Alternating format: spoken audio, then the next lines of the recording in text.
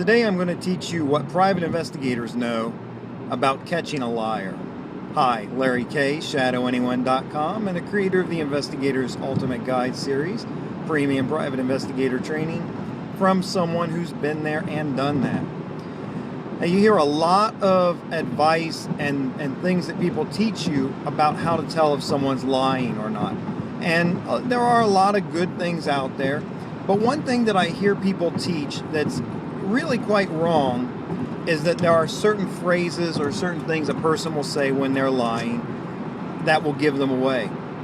So, for example, one of those things might be if the person says, "Hey, honestly," the next thing they say tends to be a lie. Or, "To tell you the truth," then the next thing that they say tends to be a lie. Now, the reason this doesn't always work is because you don't know if that's the way the person behaves when they're normally telling the truth or not. And I'm a perfect example of that.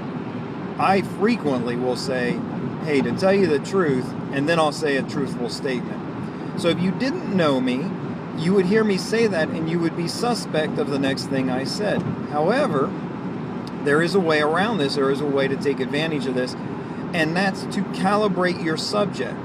And what I mean by calibrate them is find out what their speech pattern is and what their behaviors are when they're telling the truth, and then you can compare that to a statement that you're not sure about and see if it matches up or not.